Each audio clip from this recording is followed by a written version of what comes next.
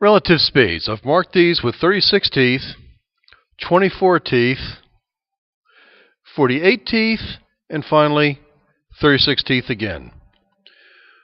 If I spin the 36 teeth driver one revolution, how many revolutions will the 24 tooth go? How many revolutions will the 48 tooth gear go? And finally, how many revolutions will the 36 tooth gear go? So go ahead and spin one revolution. It's a quarter, half, 3/4, one full revolution. And now we can see basically what we've done in the revolutions. For one revolution, the 36 tooth gear, one revolution, the 24 tooth gear has turned 1 1/2 revolutions, 1.5 revolutions. The 48 tooth gear has turned 3/4 of a revolution, or 0.75 revolutions. The 36 tooth gear has turned one complete revolution. Let's look into the size of the gear and number of revolutions and see if we can guess about the number of gear teeth that has moved across.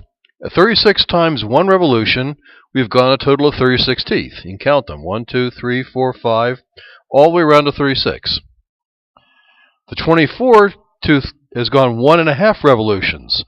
So 1 1/2 times 24, 1.5 times 24 is 36 teeth.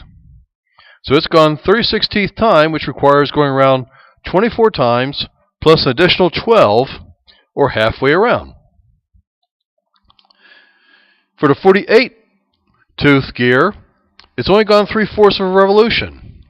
3/4 of 48 is, as you guessed, 36. So it's gone 36 teeth, which gets it 3/4 of the way around, waiting for additional 12 teeth to go the full 48. And now the 36 tooth gear has gone one revolution, or 36 teeth. Notice the relationship between number of revolutions and number of teeth. The fewer teeth, the more revolutions. What we notice here is that the revolution count then is inversely proportional to the size of the gear. The size of the gear is determined by number of teeth on the gear. It could be diameter of the gear. For the same pitch, it's the same number ratio. For geared teeth and sprocket and chain, it's easier to count the teeth on the gears than it is to measure diameter. If this were a belt system, we'd have the exact same relationship, except it would be the diameter of the sheath rather than the number of teeth on the sheath. So notice again, 36, one revolution, 24 teeth, 1 1/2 revolutions, 48 teeth, 3/4 of a revolution, 36 teeth, one complete revolution. I turn again, and notice the relationship. This is definitely faster. That's halfway. And looking over here, I bring it to up top. 2 revolutions. 2 revolutions of 36 teeth is 72. The 24 tooth gear has gone 3 revolutions, or 3 times 24 is 72. The 48 tooth gear has gone around 1 1/2 times, or 48 plus 24 is 72. And last, the 36 tooth gear has gone around twice, or 72 teeth. Notice that the number of turning of this corresponded with this exact ratio. The turning of this could have corresponded with this or the earlier gear. The number of gear in between the chain doesn't really matter as far as the driven, the load, or the driver. The relationship between these two gears was 1 to 1 because they are the same size gear. It did not matter if we had an idler gear in or how many teeth were on it, or if we had a second idler and how many teeth were on it. The only thing extra gears does is control the direction. But as far as the speed, relative speeds, as long as these two teeth are equal, they'll be the same speed.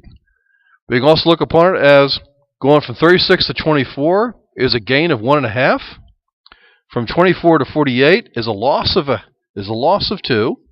Or instead of 3/2, we're now down to 3/4. and then we multiply 3/4 by the ratio of these, or 4/3, that comes out to 1. If we did not have this in between, we just went from 36 to 48. This would be 3/4 times 4/3, or 1. If we went from 36 directly to 36, it would be 1 to 1. Either way, we get the same ratio of speed between the driver and the driven, regardless of how many gear are in between. So it's important to forget your motor speed versus your load speed.